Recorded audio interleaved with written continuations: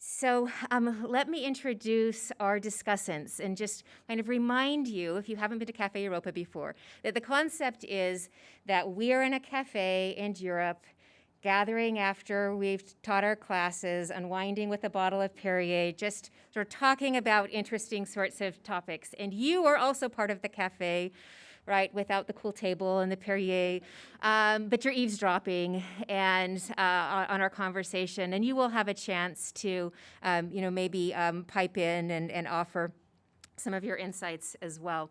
So it will be a fairly informal discussion.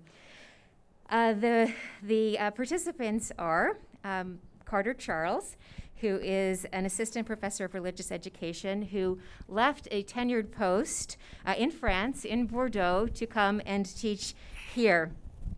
He writes on Mormonism and sort of other things related to religion here in the United States and abroad. So welcome, Professor Charles. Another discussant is Professor Annalisa Halling. She is an associate professor of Spanish and Portuguese, and she works on Spanish and Portuguese women writers and the theater and all kinds of good things. We also have Professor Nick Mason. He is a professor of English and a former European Studies coordinator, so he has often been behind this podium. He works on British Romanticism and other sundry topics.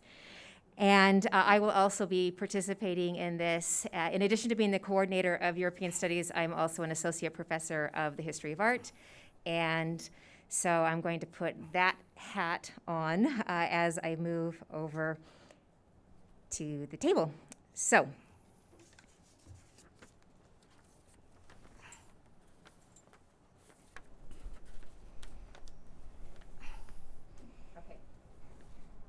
can you hear me? Yes. Okay. Very good. So I don't know about the rest of you, but it's been almost 2 years since I've been in Europe, which I recognize is, a really privileged thing to say, right? But one of the best parts of my job is that I'm able to travel to Europe several times a year. And so I think this is the longest that I haven't been in Europe in 10, 12 or so years. So I have been just hankering to go. Have any of you been to Europe since the pandemic struck? No. Okay, so we're... I haven't, I wish. All right, so we've all been kind of stranded stateside. Well, I'm curious to know kind of what are you doing to get your European fix? You want to start? Yeah, sure. Well, in my case, I cheat, I would say, because as you know, I have part of Europe with me all the time. Right. I lived in France for 17 years. All of my 4 kids were born in France. Their grandmother is in France. And I have brothers and sisters in Paris. And I have colleagues. And so I am constantly connected and watching the news and all of that, if not the French crepes that my wife makes all the time at home. So yeah, I cheat a lot because that's with me all the time. Yeah. But not being there, not being able to go there has been very, very hard, especially since we moved here, about 3 years ago. I'm still very much connected to France and to Europe. So. Right, and then the pandemic, right, which made the experience of being here that much more kind of unusual. Oh yeah. Yeah. Very weird. Yeah. Yeah. Annalisa, what are you doing? Well, I was supposed to go and study abroad last summer to Okay. Lisbon, and my kids were really excited to go, and everyone was just devastated when they canceled it. My son said he really wanted to go on the train that goes under the ground, the Who metro. doesn't, right? It's very exciting. So, but one thing that I've discovered is that one of the things I love the most about Lisbon is they have just so many fantastic museums. And I know that you've visited like the Museu de Arte Antiga, Yes. for example. It's and fantastic. It's just amazing. Early modern and medieval art. There's the Gulbenkian that has an incredible collection of all the things, sort of, furniture and clothing and art and sculpture and gardens. There's also a Museu do Fado, so the traditional music from Portugal has its own museum there, and Museu do Azulejo, so the traditional tile making that they do in Portugal has its own museum there as well. And they all have virtual tours, which is really fantastic. So in some of them, they vary in sort of quality, of course. Sure. Some of them you can actually go into the museum and walk around and sort of make your way through the museum. Nice. And others are more curated collections of different pieces that they have, or different exhibits, things like that. But that's one thing that I've been doing over the pandemic, to sort of pretend like I'm in Portugal. Yeah, it's not quite the same, right? But Yeah, still. And yeah. did you send the links to the students too? Sorry you couldn't go and study abroad, but I felt here like are that. some rooms you can. I thought that would just be mean. Yeah. I don't know, to sort of rub it in. I And there was know. also, they discovered some Roman baths under the streets in downtown Lisbon, and there was an amazing tour that you could take, virtual tour in through all of those. And because they're only open once every month or something like that. Okay. And so that's kind of a way to get into places where you can't get into normally as well. Right, so even if you were there, right, the access would be limited. Right. That's right. interesting. Are they reopening the Spain study abroad next semester still? We have a program there right now, Oh, okay. actually. Yeah, and next summer our Portugal program is running as well. So, and I'll be there, but for a different reason, because Yeah, I get to go just do research. So I'm excited. that's great. Cool. Nick, what have you been doing? Well, so on the research end of things, for better or worse, right as the pandemic hit, I began this big new project where I was. So Dorothy Wordsworth is one of the most important writers of the Romantic period in Britain. And she has this, she's especially famous for her journals. She wrote just these beautifully descriptive journals of life in the Lake District in northern England, which is kind of one of the most glorious places on earth. And right as the pandemic hit, I was beginning this huge project of transcribing and editing 10 years of her journals late in life that have never been published.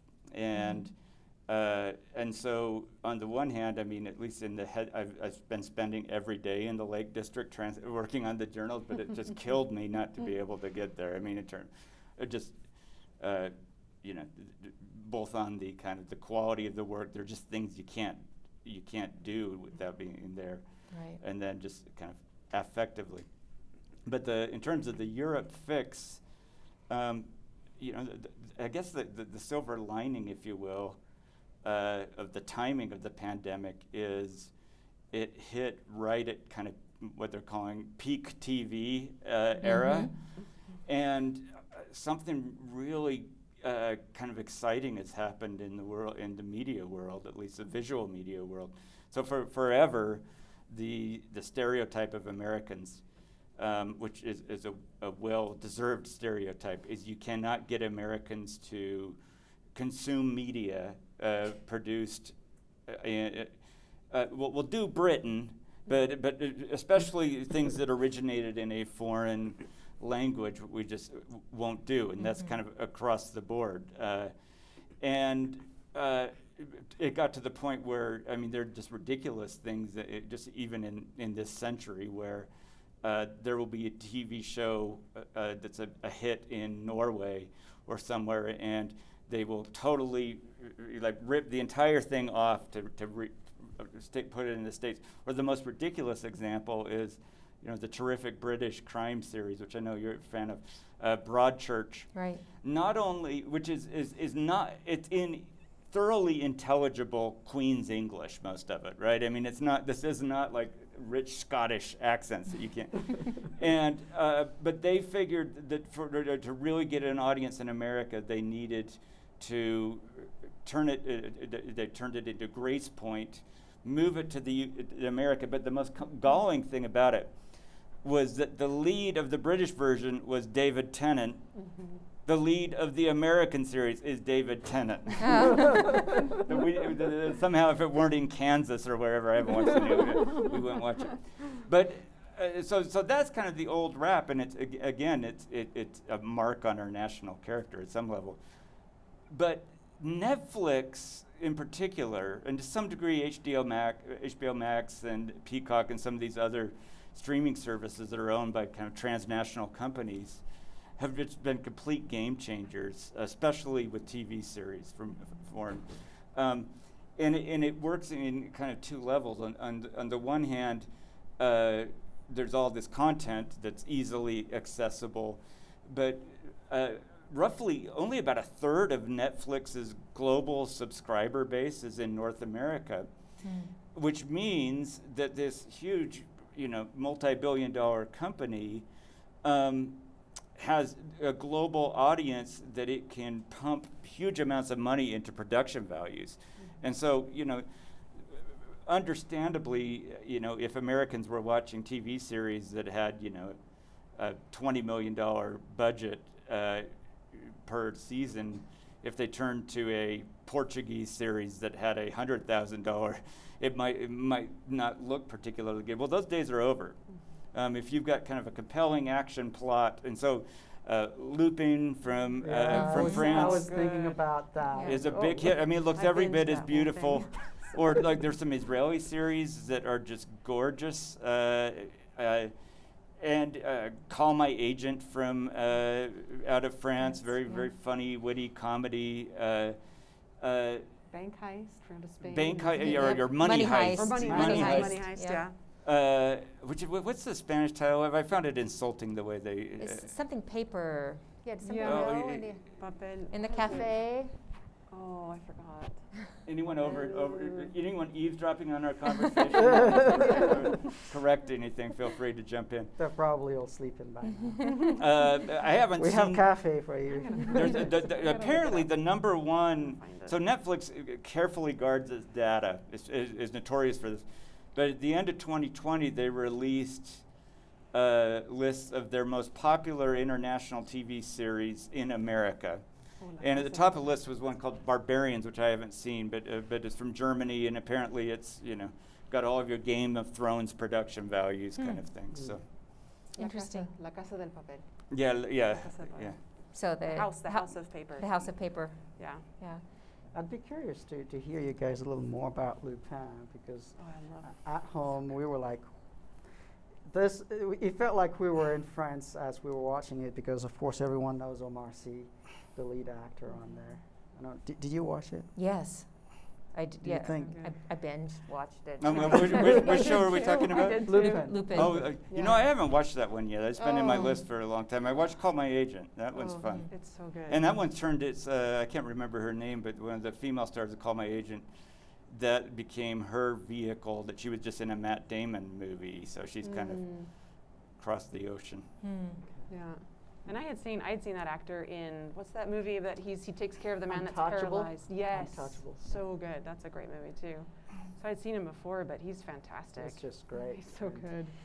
I mean, it's not the book itself, but the way they made that show is really good. And then it's just the fact of watching scenes and places in France. It's like, oh, I'm home. You're home. Yeah. And that's what all the commentary on Call My Agent has been. It's been because it's about a talent agency. They're agents for famous actors in Paris, and they work in the heart of Paris. And so every episode just has these gorgeous, you're walking down the Champs-Élysées, kind of scenes.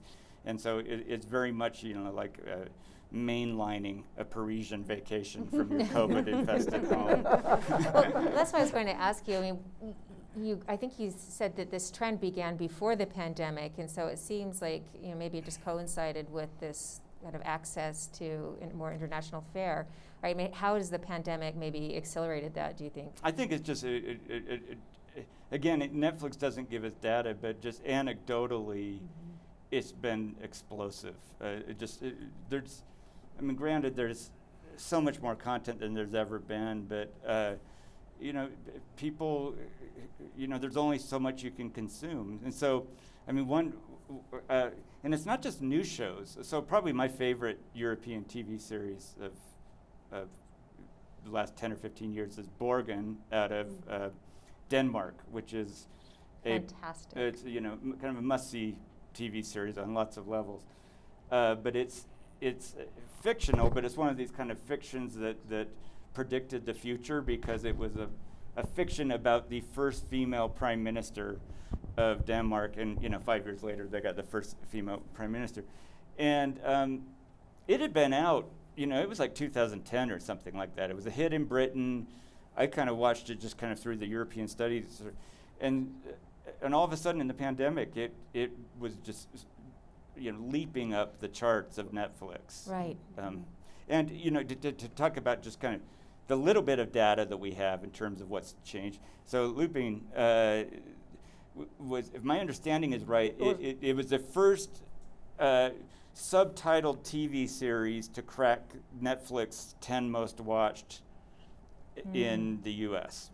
Okay, I did not know that, but we enjoyed listening to it, watching it in French, but it was also a hit in France. Lots of our friends, they were saying, this is on Netflix, and it's not just in France. People are watching it all over the place, and I learned not long ago that MRC after that went on to sign a multi-million-dollar contract with Netflix to continue doing something similar, something like that. So, or I don't know where I read that, or if I saw it on TV, but I think I heard about that somewhere. So we have the new shows that have appeared, but also just these old kind of classics are re-emerging, right? Yeah, and I don't know. I just go with what kind of pops up in the Guardian or the New York Times or these stories or so forth. But I haven't heard the same sort of narratives being told about foreign films. It's been more about TV series, which is, I guess kind of the binge watch phenomenon.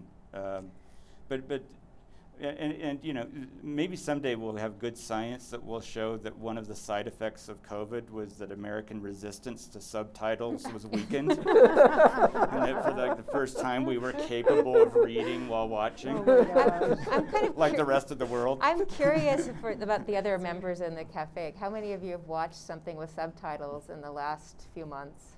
I mean, we ought to qualify On that. TV. Who've watched it voluntarily rather than by assignment. Wow, And who didn't watch it before, right? Like Right. who started consuming that kind of material during the pandemic.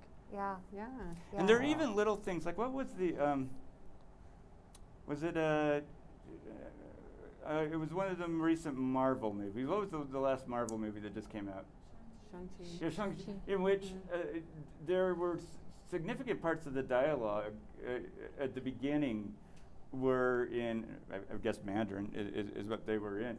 And I thought that was kind of fun that a Marvel movie, I mean, it probably ended up being, like 80% of the movie was explosions. And then of the 20% in which there were people talking, probably a quarter of that was in Chinese, which I think, now part of that speaks to just how important the Chinese market is for films, but it also suggests the studios who've been very conservative on this stuff, right?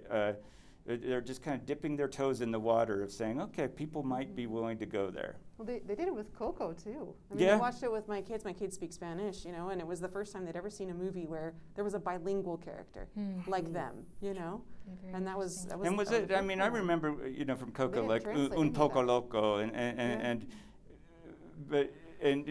was it more kind of the Spanglish kind of thing, or were there like? It was the fact that it was in Spanish and they didn't translate it. There were no translations, there were no subtitles, and all of the actors were the same in the Spanish version as in the English version.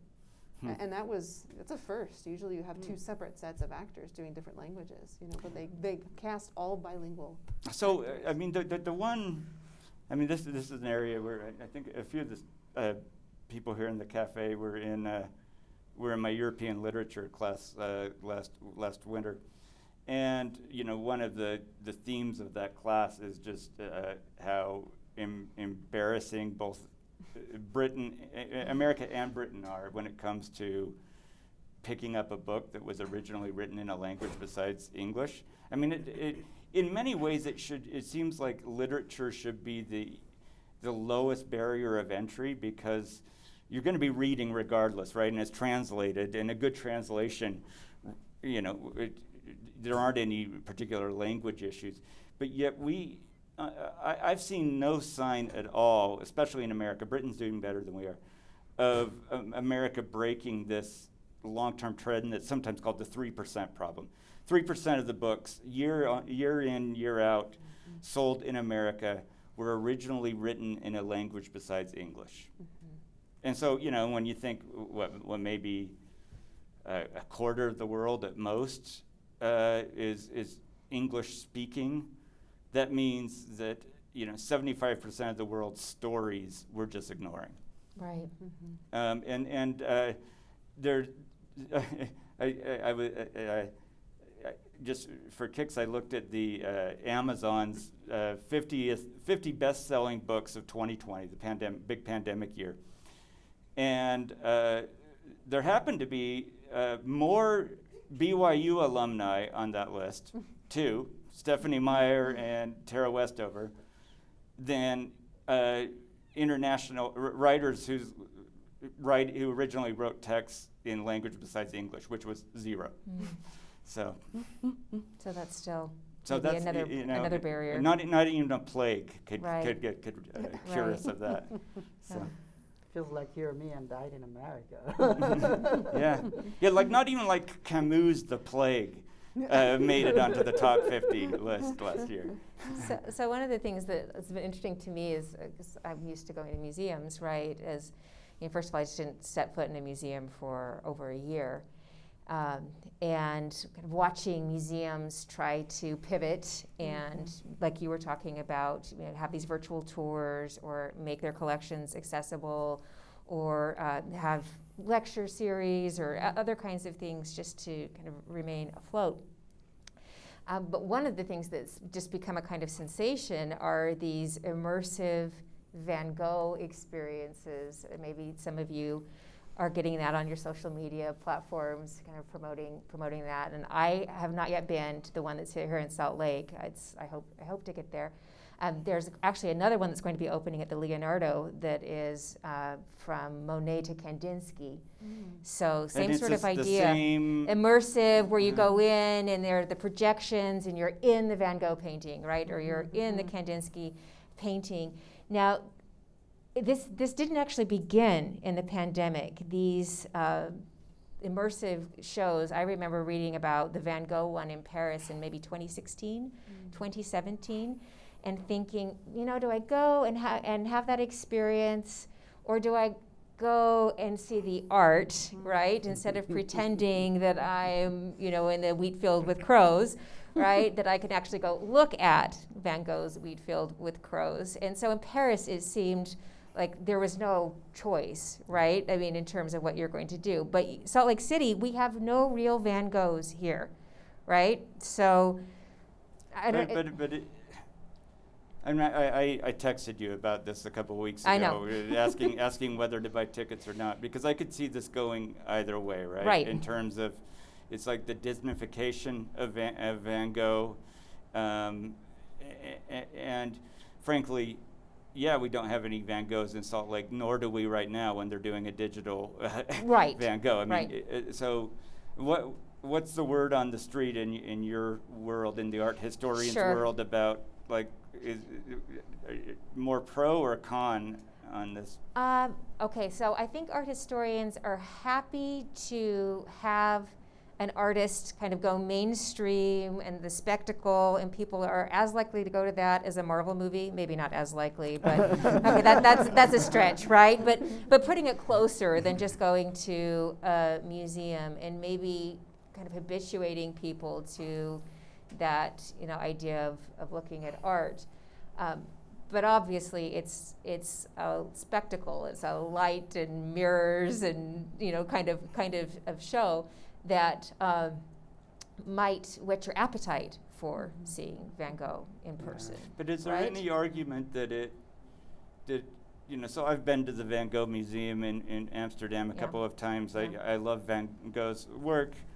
I'm reasonably well versed in it, is there an argument that I will someone, who knows Van Gogh, will see things in Van Gogh, will learn things about Van Gogh in this new format that they might not have on the two-dimensional?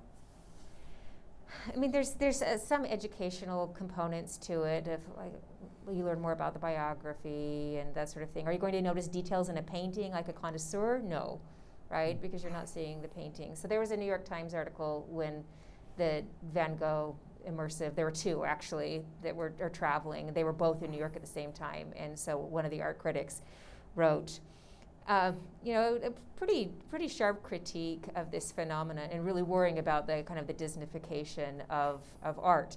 And I remember I was leading a study abroad program in the late 90s. I was in graduate school, and a student wanted her parents to come over and visit, during spring break, and her dad was very resistant and said, "Why do I need to go to Europe? I could just go to Disney World, see the architecture, right? Like walk down Germany Street and see the architecture and have the currywurst, right? And or Las Vegas. Yeah. You can go or to Las Paris. Vegas. But he Go to the said Eiffel this sort of Tower in in Las all Vegas. seriousness, right? And this was before, the internet was just still picking up steam and, making these things accessible. But in his mind, why would you go through that bother of getting on a plane when someone had so thoughtfully, made it a small world?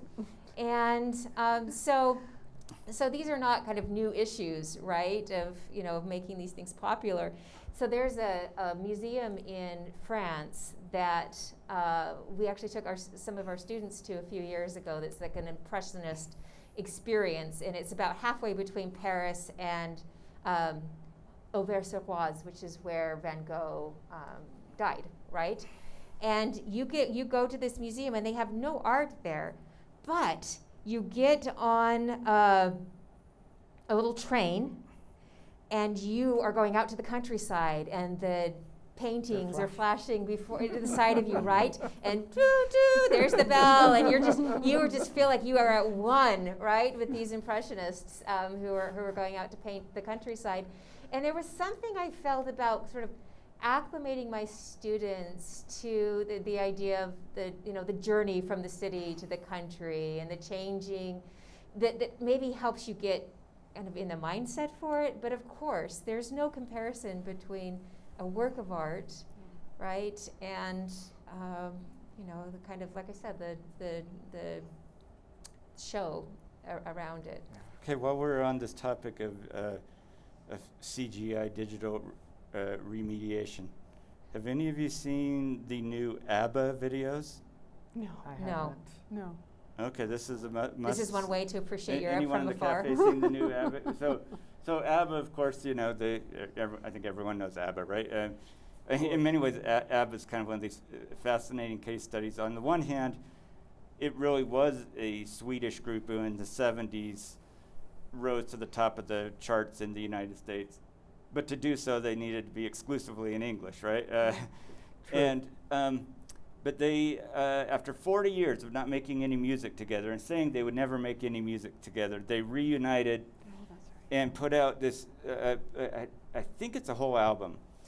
And, but jarringly, for the music video for the first single, they are not like 70-year-old ABBA. They are 70-year-old ABBA in bodysuits that they have CGI rendered them back to their 30-year-old selves. And in conjunction with this, if I got the details right, and this to me is kind of the most bizarre part of it, rather than a global tour of these kind of geriatrics, they have used that same technology to create an entire concert of them, the current modern day people, taken back in time to their 30-year-old selves, and will be projected as holograms in a stadium near you, and you can only have to pay $100, for tickets to come see this. I mean, it's just in terms of like the simulacrum versus the real, it's just really fascinating. Right. Didn't But Tupac do that too? Wasn't Yeah, it? I mean, but I wonder, is this like showing our age that we're resistant to this sort of thing? No, I think wonder, everyone's probably resistant. I don't to know. that. Yes, I mean the whole idea of the kind of the authentic object, and I don't know, and the aura around it. Maybe that's just becoming passé. Well, but it seems, although it just seems I don't know what ticket prices they're charging, but you can't see anything anymore for under $30 or $40, and so Right. The appeal of going to a Taylor Swift or Harry Styles or whatever is it's a sort of pilgrimage thing, right? You're going to the real real thing. Yeah. And so you can imagine all you want that you are going to be with Benny and Bjorn and Frida, but Benny, Bjorn, and Frida are asleep across the ocean, right? Right. But how's that different from the cover band that I go and see, the ABBA cover band that I have seen several times at the Sarah Theater? Anybody else here? No? Few of you? Right? Where it's like, you just want, listen to the music and have a kind of live performance, and, authenticity doesn't matter that much, right? Yeah. That's true. So, I don't know. This is sort of related to the idea of simulacra and music and those. Has anybody else seen the film with Will Ferrell about Eurovision? Oh, Yes. yeah. He's an Icelandic. I mean, Yes. it's so interesting to have this American film looking at Eurovision, Right. which is not even a thing. I mean, think that was a like most pandemic people- release, wasn't it? Yes. Yeah. I And think, it was so I think Heather and interesting. I may have talked about this briefly, and We we did. have very differing. yeah, Nick's a hater, right? I- thought it No, was good I'm a fun. lover of good film. Yes, and I just thought it was But good fun. I'm It was a just- lover of parody, Yeah. and I thought it was spot on Yeah. for a parody of Yeah. Eurovision. Yeah. Man, it was great. I thought And it was like a lot of those kind of films would have been a great SNL skit. So like 4 minutes of it would have been a lot of fun. No, but the sustained attention. Yes. It was just. It I was. agree. Plus, they had the Portuguese winner of Eurovision Right. make a cameo appearance That's Right. true. in there. They had actual Eurovision participants in the film. Right. And that's exposure that they don't usually get in the States, right? Right. No, mean, I it's- remember watching that and feeling like that was. It was early in the pandemic, wasn't Yeah, it? Like yeah, that yeah. somehow I was reconnecting with the Europe that I was not going to be able to visit, which is, I mean, of course, I don't know what it was about it, but there was something that It was felt- just how Yeah, yeah. authentically Icelandic Will Ferrell Yes, was. yes, that was probably what it was. And the elves, Yeah. right? And It the, sounds like Eurovision is popular here in the U.S. no, No. not at all. Oh, it's not just at a few- all. just No, you. it's just the No. weirdos. Okay. It was like me sort that know about of it. the film. My guess is it probably quadrupled the number of people in America who have any idea what Eurovision is. Yeah. Right. Yeah, Right, yeah. right. But back to the kind of the question, or one of the issues for me with the art museum and versus this experience is I would so much rather people put their money into art museums, right, than into these passing spectacles. And they're expensive. I mean, we talked about that, right? I mean, it's $40 or something to go to these immersive experiences, and most museums are less than that, Yeah. right? Yeah. And you're going to support, the running of an art museum and perhaps an endowment and kind of continuing the fine arts. On the other hand, I mean, we wrestle with this all the time, right? I mean, so Sofia Coppola's film of Marie Antoinette is not historically accurate, and yet I have so many students who kind of arrive at an interest in her, right, through that film. Yeah. Right, so that there's something to be said about these immersive experiences, again, kind of piquing kind of an interest. I can especially see it for younger kids, right, who might kind of feel the wonderment of it and want to continue in art history, say. One of my students went to the immersive, thing, and she came back just raving about it. This Yeah. is a 22-year-old, right? Yeah. So it's, Yeah. I mean, I think there's some, I don't know, I think there's some value to it, right? If it inspires somebody to later go to the museum or to later cultivate that interest. I think it's probably because images and colors and movements, that's so much part of their reality. And Right. Yep. with screens and so at least maybe it's, as you suggested, might be a way to start getting them into the real thing. Right. Or at least serve some sort of proxy as people wait until they get to Until they can go back right. to Europe. Or there are even, I mean, I'll just put a plug in for my colleague's show that just opened at the Dallas Art Museum of Van Gogh and the olive trees that's had, you know, a lot of acclaim and a lot of interest. There are things you can go and see stateside that are, you know, still European, right? So now that those are opening up. Yeah. You know, one angle, you talk about kind of the health of museums. One side plot that will be interesting to watch, if there ever is a post-pandemic world, is, at least in the United States, small arts institutions, including, you know, small music venues and things like that, have just been decimated. I mean, and may never come back. And part of that is a product, even though our government has been relatively generous in terms of a safety net during the, it hasn't been generous in terms of healthcare, and so there's a level in which, you know, even if you were in a Broadway show or something like that, and just getting by in a Broadway show and being a waiter on the side. A lot of people are exiting that world, and I'll be curious. I mean, at least the illusion, and maybe you could speak to this, Carter. The illusion from the American side of this is that there's a better safety net in Europe, and I know it's country by country. Now, one thing uniformly that they have that we don't have is that contingent workers have health care as a guarantee that we just don't. But I mean, any sense in which the state has helped prop up, you know, national theaters or smaller art venues or things like that? So, regarding the arts and cinema in particular, I lived in a little town next to Bordeaux in France, where we actually there are two of them. There is one called the Utopia, right in the middle of downtown Bordeaux, and then there is one in Pessac, that little village where I used to live. I know that there is generally, aside from government funding going in there, there's a form of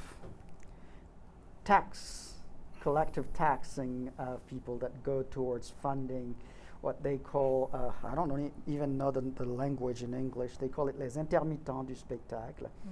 That is, it's people who actually are in art generally, broadly speaking, and they're funded somehow through the taxes also. And that's the way it is for small cinemas like that. And then I don't know a lot about music. I just happen to know about cinema because we used to take some of our kids in high school to those to watch those what they call teachers' movies, but which we actually found very instructive for the kind of things that we wanted to teach them. I know that there is something like that in France, but it's also been generally a concern, especially during the pandemic. The area of arts and culture, they've said that they did not get the support that they needed in a time like that, because people are not going out, and then this industry still needs to continue to be there because it's just so important in life for people, especially after the pandemic, as they start going out and all of that. But they have suffered, but I know that generally there are resources available to support them. Yeah, I think at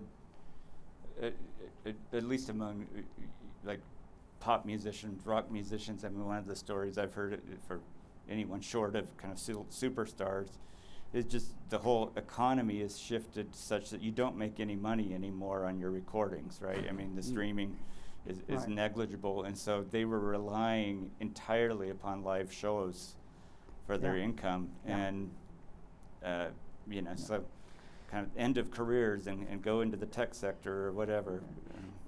Overall, though, there is, I don't know if that's the case for all of the countries in Europe, but there is in France a Ministry of Culture and of Art. So they do have an advocate directly with the highest level of government to ensure that at least they continue to survive until better days. Yeah. From what I've read, that they prognosticate that American museums will really struggle because we don't have that built into our system. And when we have like National Endowment for the Arts or for the humanities, but there isn't kind of consistent funding, there isn't a Minister of Arts and so on. And so that, at one point they were saying 30% of the art museums in the United States would close. Oh, wow. And which was probably when we were in the kind of grimmest moment of the pandemic, and not sure when we would be getting out of that. But there are all of these other kind of safety nets in Europe for protecting cultural institutions, so that they. I mean, they have to, because it's not only the performance. Often it goes over to cover monuments and buildings and with everything that's inside, the paintings and all of that. So it's a legacy in a sense that they need to protect. Right. Yeah. So do you think that once everything opens back up, that there will be more people traveling to Europe, that maybe some of these new medias and opportunities will pique interest, or will people be complacent and say, I can do that virtual tour of, the museums in Lisbon, and I can order, we haven't even touched the food, right? I mean, we haven't talked about enjoying Europe from afar, and who has not, been gorging on chocolate, right? Like European chocolate that you can now get on Amazon or some of these other things, right? So. I do have to say, there is no Portuguese food to be found in the entire state of Utah. Okay, So that needs to be remedied. You have to go to Portugal to get it or make it yourself. But I was thinking a lot about these museum experiences, and I think that the museum experiences will stay, but I just don't think that they're comparable to the experience of being physically in the museum, right? And places like the Museum of Fado and the Museum of the Tile Museum, Azulejo, they have interactive experiences and workshops for people that can go.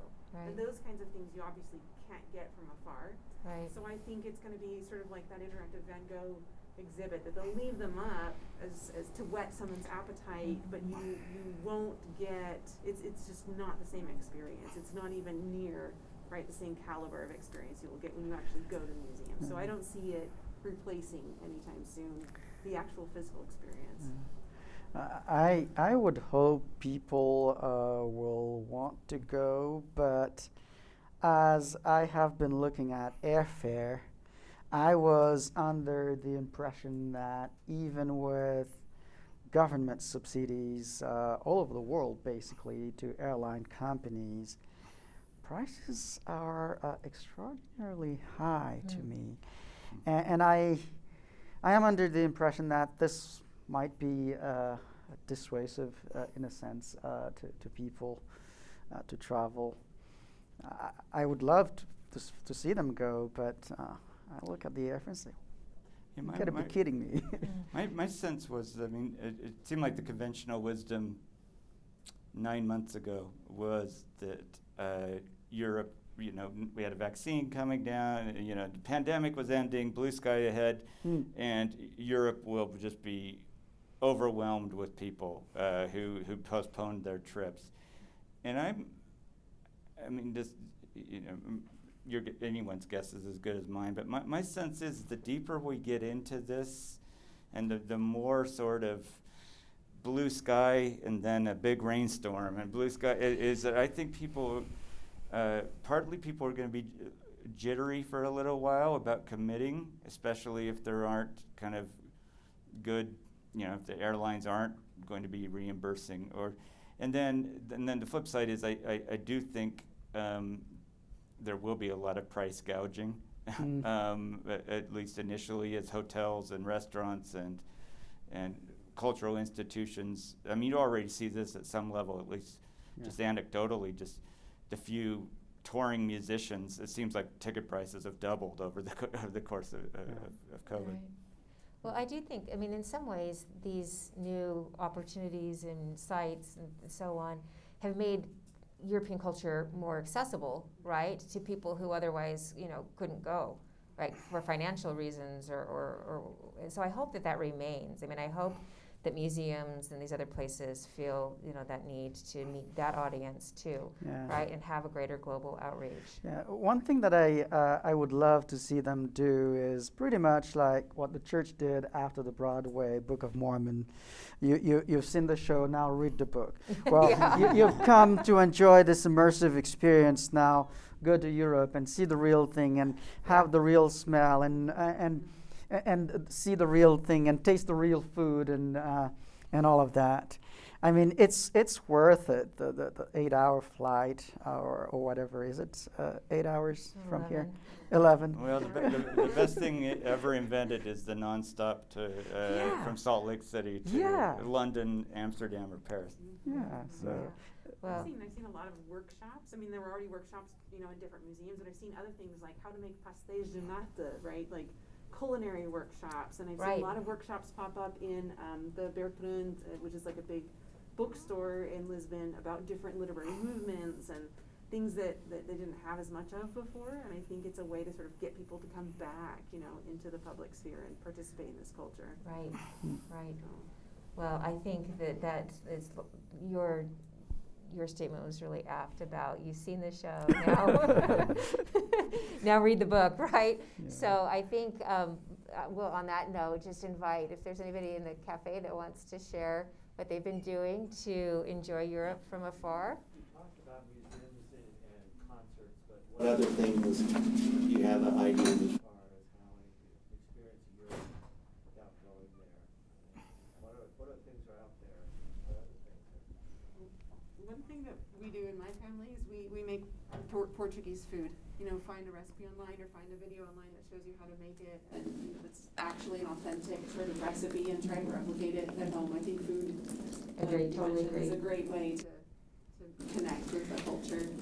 Yeah, find some friends. Also, that's always helpful as well. No, I'm not gonna start telling everybody here that we, but it's Inviting us? it's not just crepes. Like there is something called brioche, French pastries generally, and that I enjoy good French pastry with even just hot chocolate from Switzerland that you can get from this place and that place, and then being able to have someone who has at least been there and be able to reminisce and to talk about it. That's, I think, a very great way to enjoy it from afar, just like here and now, right? Right. Well, one of the things that this began years before the pandemic, but was looking at how Scandinavians do winter, right? And the hygge, right? And there's a Norwegian word that's kind of similar for similar sort of thing of just making things cozy and connecting with other people. And I think people started to practice that, right? I mean, it's not just having candles and blankets and good food, but also just dedicating your evenings to conversation and to meaningful activities. And that kind of lifestyle change, I think, could be really beneficial for us here. And I think we were forced to do some of that, right? But I've seen the value of maybe they got it right. These Scandinavians who have 12 hours of darkness or 16 hours or whatever it is, right? Yeah. That they figured out how to kind of live in a meaningful way with that. One of the great ways to practice that, to go along with your question, there are so many great European writers right now that not only are kind of prize-winning, acclaimed, but also highly readable, kind of best-selling in Europe. So grab an Elena Ferrante novel, or Karl Ove Knausgaard, or Olga Tokarczuk from Poland is kind of a hot writer, just won the Nobel Prize for Literature a couple of years ago. So the Guardian has, I think it's the Guardian that has the globetrotting, is this right, section, mm-hmm. right? So if you go to the Guardian and globetrotting under their books, and they will have all of the books that have been, or a selection of some of the most acclaimed or anticipated books that have been translated and are coming, to an English-speaking bookstore near you. And that's a really good way to have somebody have gone kind of through and compiled these lists, and I often check that too. Yeah. Well, of course, those who were in class with me officially, I know class has been over since a few minutes. Well, I'm glad that you guys were able to bear with me forcing you to come here. This is actually one of the great ways of learning. It's not just, in the classroom, right? And I find this also a great idea. Yeah. I like it. I had just closing thought, pay tribute. You mentioned this, but to the founder of this series, our former colleague Wade Jacoby. His vision for this came one day when he was in a cafe somewhere in Europe, in some university town, and he found himself at a table, by himself, overhearing these kind of three European people in kind of a heated debate about something. He said he learned more in that hour than he learned like an entire semester of some of his courses. So. Right. So there's also, you should do some of this too as part of your regular practice, is to gather with friends and talk about things, right? Yeah. Is part of an education. So thanks so much to all of you who have been here, whether it was because you were required to or because you wanted to be here. We have some refreshments for you in the back, and they are portable hors d'oeuvre, right? So you can take one of those, and also the poppy pin, and you're welcome to stay here and mingle. We have the room for a little bit longer. So thanks again for coming. Thank you.